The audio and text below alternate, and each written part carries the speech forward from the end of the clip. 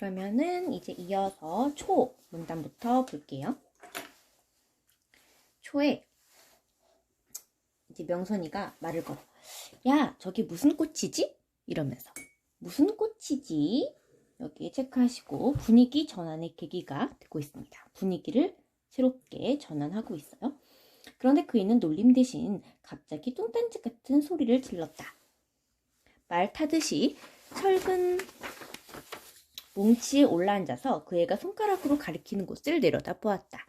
거대한 교각 바로 위 무너져 내릴 때만 콘크리트 더미에 이전에 보이지 않던 꽃송이 하나가 피어 있었대요. 꽃송이, 이게 바로 아주 중요하죠. 꽃송이가 하나 피어 있었대요. 바람을 타고 온 꽃씨 한 알이 교각 위에 두껍게 쌓인 먼지 속에 어느새 뿌리를 내린 모양이었다라고 했어요. 꽃씨 한 알이 교각 위에 두껍게 쌓인 먼지 속에 어느새 뿌리를 내렸대. 제대로 되어 있는 땅땅한 어떤 평지, 단단한 평지에 있는 꽃이 아니고 어떤 먼지 속에서 뿌리를 내려서 꽃이 핀 거야. 어때? 굉장히 강인한 생명력이 있죠. 강인한 생명력에다가 체크하시고 명선이랑 같아요. 명선이도 이 전쟁통에서 살아남은 아주 강인한 생명력을 가진 아이잖아. 이 꽃도 명선이랑 같아요. 그죠? 꽃 이름이 뭔지 아니? 난생 처음 보는 듯한 해바라기를 축소해 놓은 모양의 동전만한 들꽃이었다. 쥐바라순꽃. 나는 간신히 대답했다. 시골에서 볼 수 있는 거라면 명선이는 내가 뭐든지 다 알고 있다고 믿는 눈치였다. 쥐바라순이란 이 세상에 없는 꽃 이름이었어. 쥐바라순꽃이란 건 이 세상에 없는 건데 그냥 내가 지어낸 거야. 엉겁들이 어떻게 그런 이름을 지어낼 수 있었는지 나 자신도 어리벙벙할 지경이었다. 쥐바라순꽃, 이름처럼 정말 이쁜 꽃이구나. 참 앙증맞게도 생겼다. 또 한바탕 위험한 고개 끝에 그이는 기었고 그 쥐바라순꽃을 꺾어 올려 손에 들고 냄새를 맡아보다가 손바닥 사이 넣어 대궁을 비벼서 양산처럼 팽글팽글 돌리다가 끝내는 머리에 꽂는 것이었다. 다시 이쪽으로 건너려는데 여기 별표 할게요. 이때 바람이 휙 불어서 명선이 치맛자락이 훌렁 들리면서 머리에서 꽃이 떨어졌대. 아까 이 꽃이 명선이라고 했죠. 명선이랑 지금 꽃이랑 같은 거지. 근데 꽃이 떨어졌대. 뭔가 명선이가 꽃처럼 떨어질 것을 암시하고 있어요. 명선이가 꽃처럼 강에 떨어질 것을 암시한다. 이게 복선이에요. 복선. 뭔가를 암시해 주는 것. 이게 복선이라고 합니다. 나는 해바라기 모양의 그 작고 노란 쥐바라순꽃 한 송이가 바람에 날려 신누런 흙탕물이 도도히 흐르는 강심을 향해 바람개비처럼 맴돌며 떨어져 내리는 모양을 아찔한 현기증으로 지켜보고 있었다. 우리가 명선이한테서 순순히 얻어낸 금반지는 두 번째 것으로 마지막이었다. 아버지랑 어머니는 그 백방으로 숨겨둔 장소를 알아내려고 했지만 절대 명선이는 안 알려줬어요. 날이 가고 달이 갔다. 어느덧 초가을로 접어드는 날씨였다. 남쪽에서 쳐올라오는 국방군에 밀려 인민군이 북쪽으로 쫓겨가기 시작한다는 소문이 돌았다. 생각보다 전쟁이 일찍 끝나 남쪽으로 피랑 갔던 명선의 숙부가 어느 날 불쑥 마을에 다시 나타날 경우를 생각하면서 어머니는 탁할 정도로 조바심을 치기 시작했다. 그러면서 어떻게든 명선이 입을 열게 하려고 아버지는 수단 방법을 안 가릴 기세였다라고 했어요. 앞쪽으로 살짝 넘어가 볼게요. 앞쪽으로 넘어가 보면 여기 쥐바라순꽃과 명선이라고 날개 있죠. 이 부분에 체크하시고 별표 할게요. 한번 보겠습니다. 쥐바라순꽃. 쥐바라순꽃은 꽃씨가 바람을 타고 날아왔고 굉장히 연약한 존재예요. 그죠? 그리고 어떤 존재야? 강인한 생명력도 가지고 있죠. 명선이랑 똑같아. 명선이도 작고 연약하지만 꿋꿋하고 강한 생존력을 보여주잖아요. 그죠? 여기 밑에다가 맨 밑에 네모칸 줄 치겠습니다. 쥐바라순꽃, 들꽃은 부서진 다리 피어난 작은 꽃처럼 연약한 존재지만 강인한 생명력을 지니고 있는 명선이를 상징하고 있습니다. 그죠? 뒤에 넘어가 볼게요. 뒤에 넘어가면 여기 명선이 죽음을 암시하는 내용이 있어요. 이 부분에도 네모칸 별표 할게요. 명선이를 지옥의 저쪽 가장자리는 귀신에다가 비유를 했고요. 그리고 아까 명선이를 상징하는 쥐바라순꽃이 강으로 떨어졌잖아. 뭔가 명선이가 죽을 것을 암시하고 있어요. 이런 것을 복선이라고 합니다. 그죠? 암시하는 거.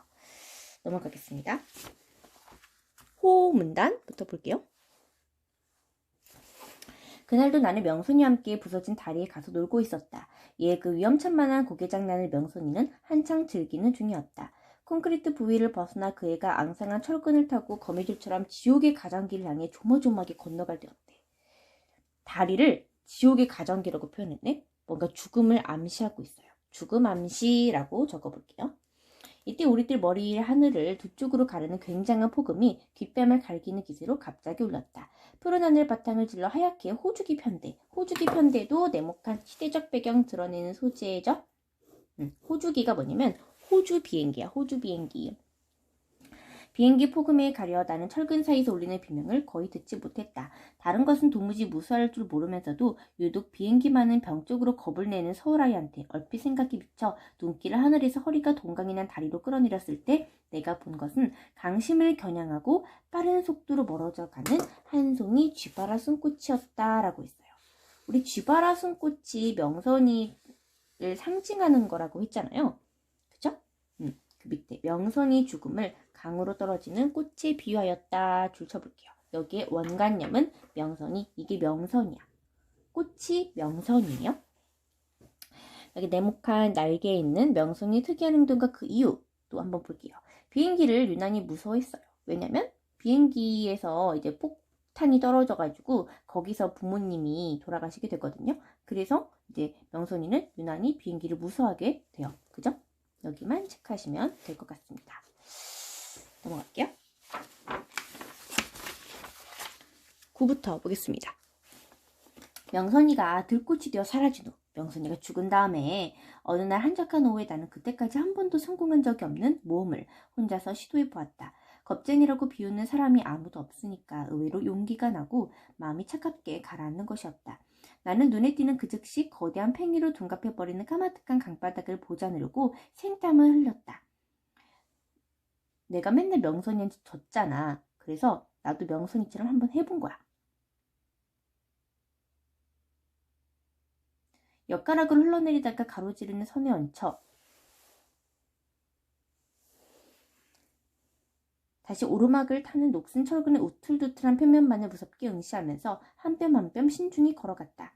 철근의 끝에 가까이 갈수록 강바람을 맞는 몸뚱이가 사정없이 까불렀다. 그러나 나는 천신만고 끝에 마침내 그 일을 해내고 말았다. 끝까지 다리 끝까지 간 거죠. 이젠 어느 누구도 제 아무리 쥐바라선 꽃일지라도 나를 비웃을 순 없게 되었다. 지옥의 가장기, 그죠? 지옥의 가장기를 타고 앉아 잠시 숨을 고른 다음 다리 끝까지 갔다는 뜻이에요. 다리 끝에 앉아서 잠시 숨을 고른 다음 바로 되돌아 나오는데 이때 이상한 물건이 나타났어요.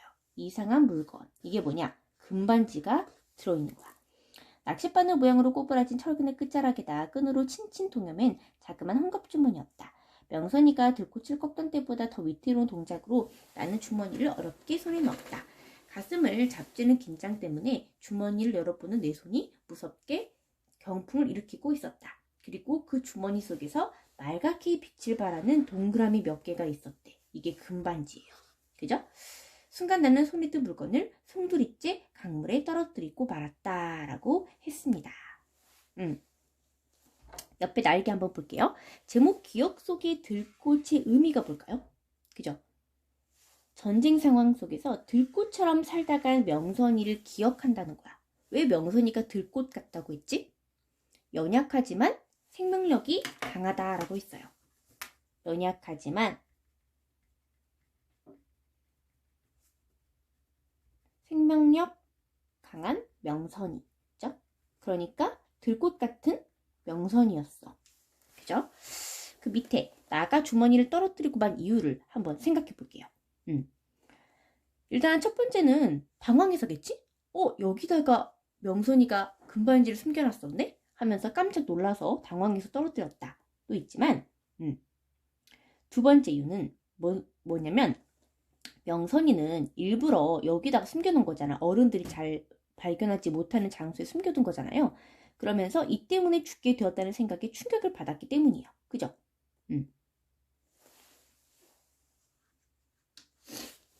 그래서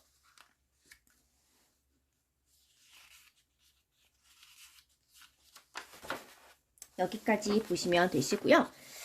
이제 문제를 계속 푸시면 돼요. 날개에 있는 문제도 다 풀고 그 다음에 63쪽에 있는 네모칸 채우기 또 빈칸 채우기도 꼭 해주셔야 되고요. 그 뒤에 문제도 있어요. 소단원 핵심 문제라고 해서 선생님이 프린트 한 장 정도 해줬거든요. 여기도 문제 푸시면 좋을 것 같습니다. 그렇죠? 그렇게 해서 숙제해서 가져오도록 할게요. 네. 수고 많으셨어요.